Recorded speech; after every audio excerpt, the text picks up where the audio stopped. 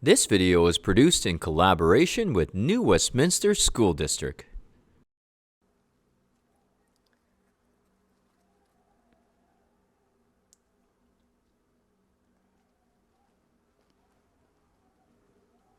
Hey Sam, What is this?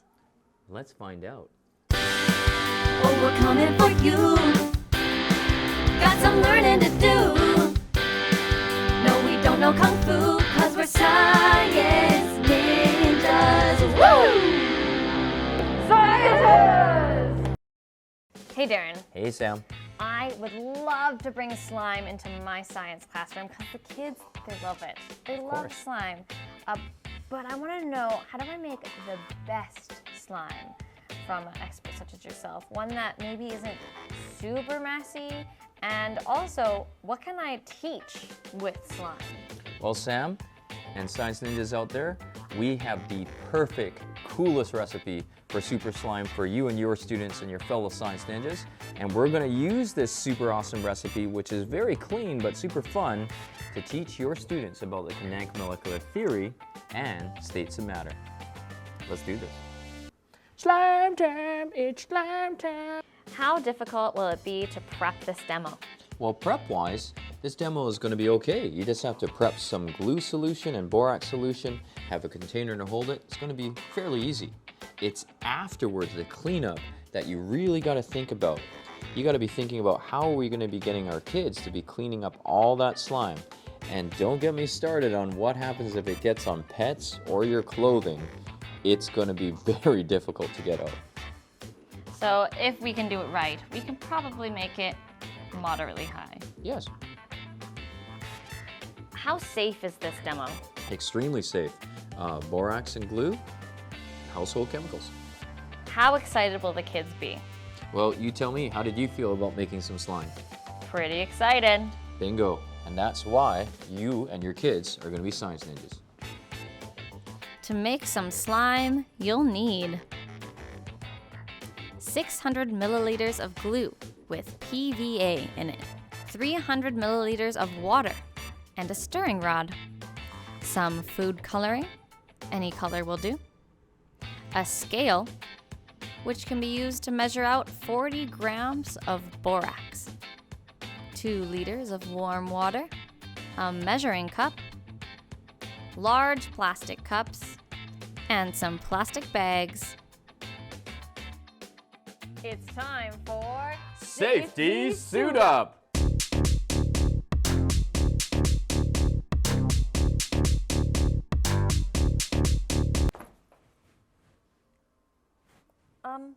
Very nice, but again, wrong suit.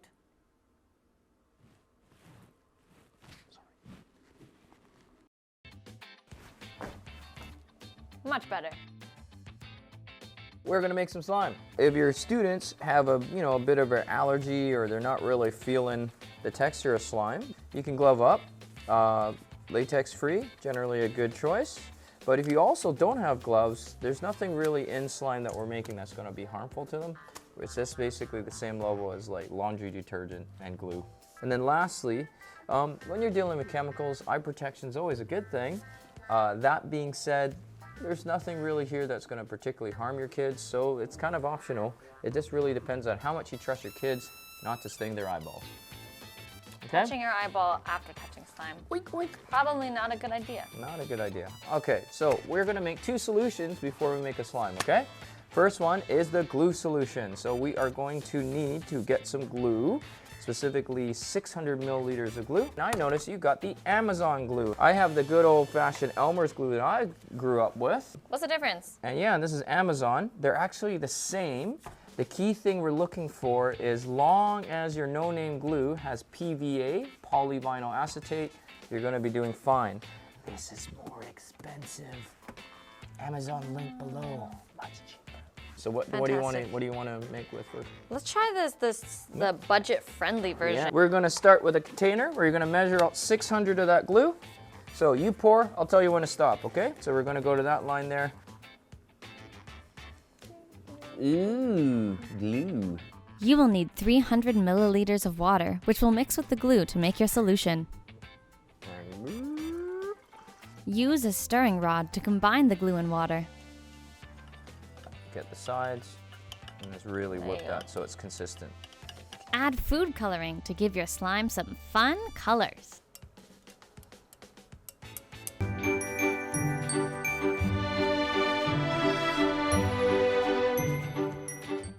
So we're doing that. So now we're going to make our solution, powder solution. The borax solution will need approximately 2 liters of water and 40 grams of borax. Notice this has to be warm. Why? It could be cold, but if you want the borax to really dissolve well, hot water's best. Just like when you're preparing your favorite hot chocolate or iced tea, you always start warm. The kinetic molecular theory actually explains that when things are hot, there's more space between the molecules to accept the solute that you're dissolving. Okay? All right.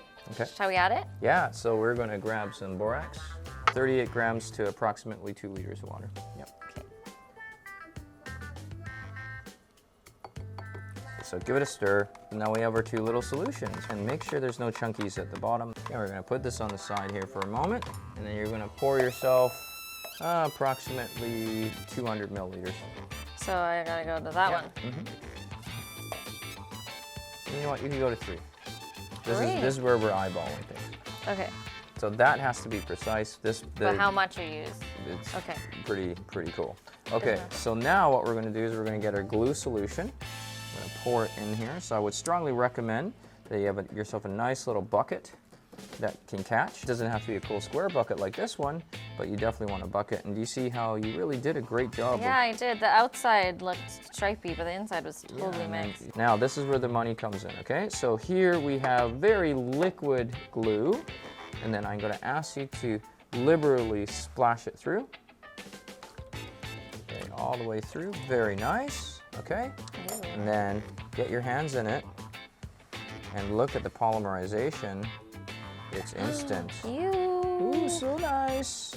And now It's snotty. Yeah. Wow, that was like immediate. yeah. Immediately just, Now the key thing here, what we're it doing, was glue Sam, and now it's not. yeah, is we gotta get all that glue polymerized. So we're gonna keep mixing through, and then if it's still a little sort of gluey, we can add a little bit more of the borax water.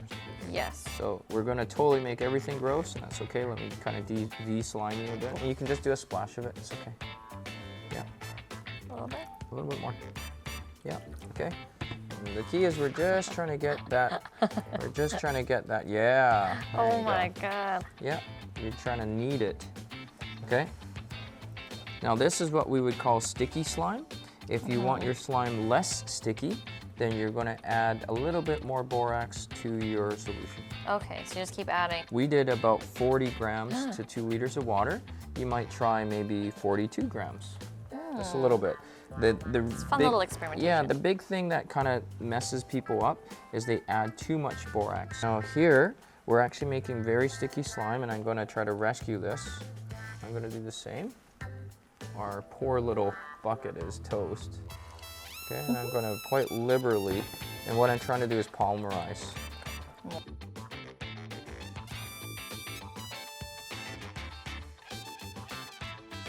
But this is actually getting very good. So you notice how over time, it's becoming more putty-like. You can feel it's quite good, and you notice it's less sticky now? It's less sticky. Yeah, so now we're gonna do something kind of weird and gross, is make sure when you're doing this, that you're doing this on a table that it doesn't have any cloth on it, like a metal Right. table. Even a wood table is okay. Oh, okay. Classroom table, perfect, like a plastic table. They're kind of built for these. Yeah, kinds of and we're things, right? going to take this out, okay? And you'll notice that we have a lot of extra slime that's stuck. A little trick I've actually learned, and this is for you teachers out there, if you don't want a huge cleanup, you can actually pre-oil your container. So Oh, if you add a oil. bit of vegetable oil before, it creates like a little barrier from sticking. It is like cooking. Yeah, it's totally like cooking. Cooking is actually a very special form of chemistry, right? So you're going to get the kids to play with this and try to get rid of some of the moisture, because we've added quite a lot of water. Okay, and in the Science Ninja classroom, we're not afraid to make messes. We just clean them up after. I like that. Yeah.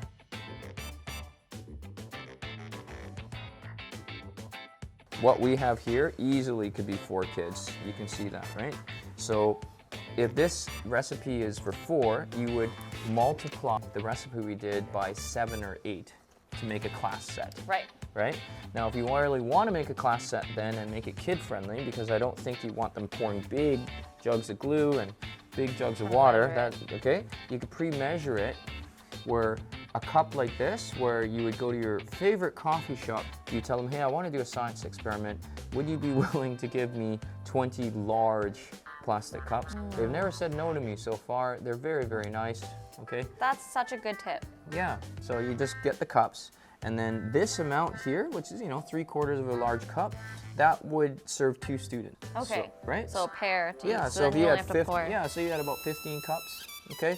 Or 7 times the original recipe or 8 times the original recipe, you got it made. So imagine a classroom full of these cups and the black bins together, you're gold. And then you control the borax level. Ah, so the teacher comes around and pours. Yeah, and pours it in. Yeah, and then kind of decides when to stop. Yeah, okay?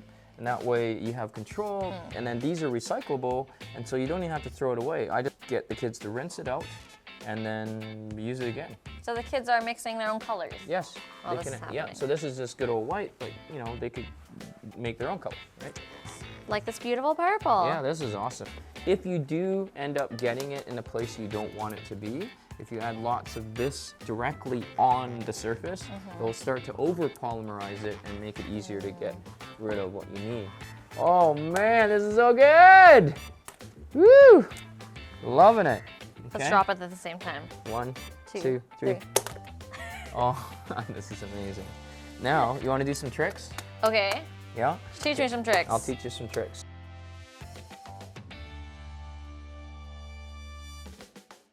I'm going to give you a choice here of fun things you can do with your Okay. non-newtonian fluid, okay?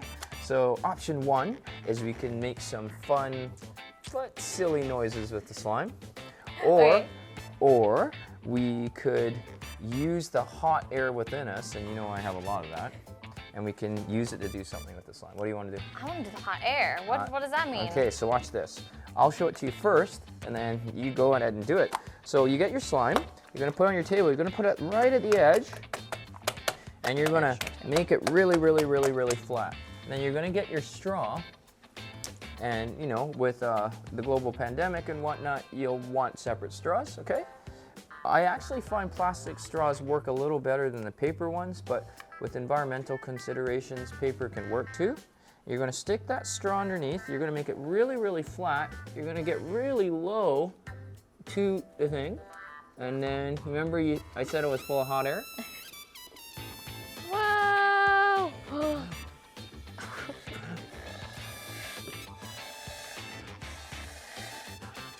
Well, my bubble's full of hot air now. I'm ready.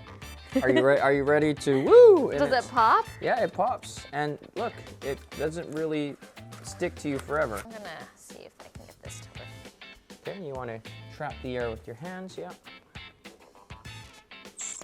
There you go.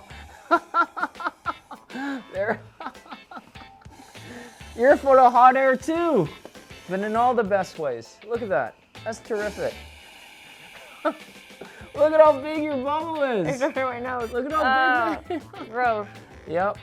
So Ew. inevitably you have to pop your bubble, but man, is it fun to do that. Now you notice with the paper straws, the texture of the paper seems to make it stick a little more, but it's definitely doable. So demo 2 you can do with slime involves somewhat silly noises. You ever heard that song the kids sometimes sing? Beans, beans, the magical fruit. The more you eat, The more you toot, the more you toot, the better better you you feel. feel.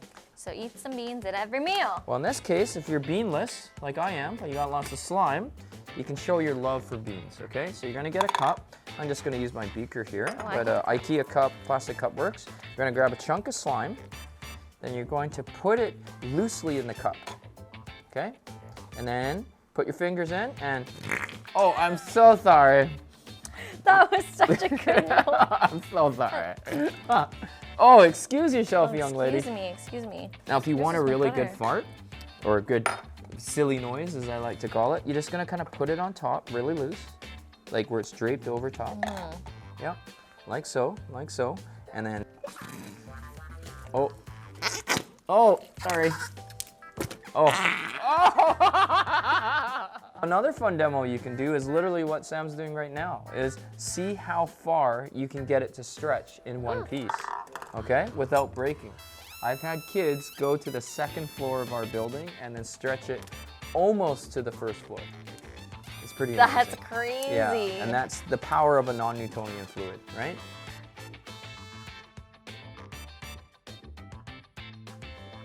Well, this is super fun. Like, what am I teaching with this in science class? Well, you can teach a couple of things. You could definitely teach, for example, the scientific method, where they could do different experiments with this and they change just one variable at a time.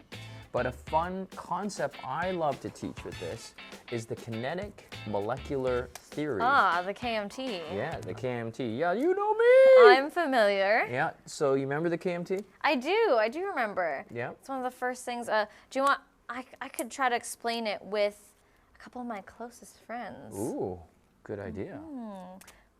Ninja time.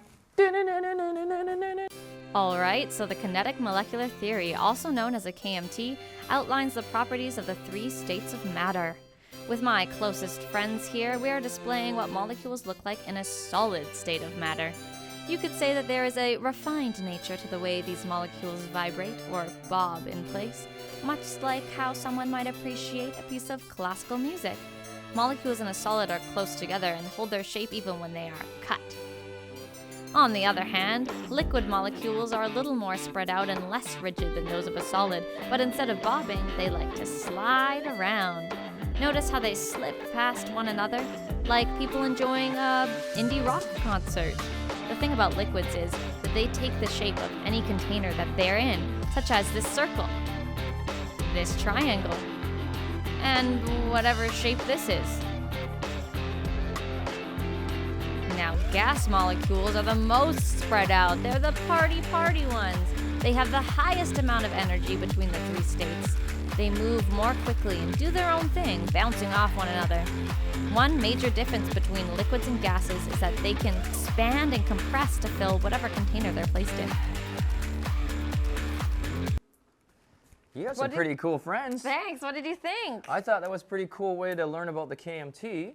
But now, using your knowledge of the KMT, the kinetic molecular theory, what exactly is slime? Is it a solid, a liquid, or a gas, or maybe something else? What do you think?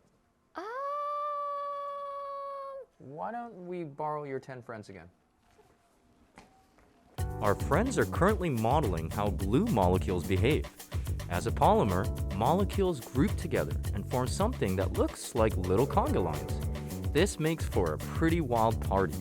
But when we add borax, which are represented by our friends in the orange chairs, they form cross-links between the polymer conga lines, bringing the party down just a little bit. And with our cross-links formed, we now have a more organized party, where the polymer chains are stuck together, which gives us the unique properties of slime. That was so cool. How do you run so fast up these stairs? Oh my goodness. You good? Yeah, I'm good. Well, I just learned that the borax reacts with the polymers in the glue to cross-link them and turn that sticky glue stuff into this pourable, breakable, non-Newtonian fluid. Yep. That's so cool. So then back to the original question. What state of matter is this? Ask your kids that, and your answer is, well, actually none of them. It has the properties of a solid. See, you're ripping it apart, and solids can be broken into pieces. But it also has the properties of a liquid. It can be poured. So here you see I'm definitely pouring it out of my container. Very slowly. Very slowly. And the reason why it's pouring so slowly is those cross-links you talked about. Yeah. So the glue is made of long chains of molecules called polymers, and the special chemical that's reacting is the PVA in it, the polyvinyl acetate.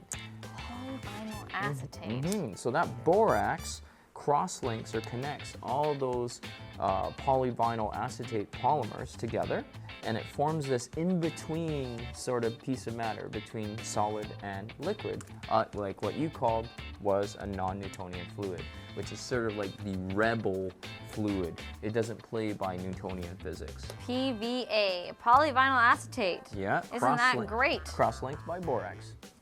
Well, If you like this video, please like, subscribe, and hit that bell notification below so you don't miss another. And if you really like this video, make sure you consider sharing this video with another cool teacher just like you. Well, I'm Sam. And I'm still Darren. Till next time, keep being a science ninja in your classroom. It's time for what? It's time for what now? Everybody's feeling fine and making some slime. It's time for what? It's time for what now? It's a solid and a liquid at the same time. Yeah, It's a recap of you the people! kinetic molecular theory. Solids are the lowest.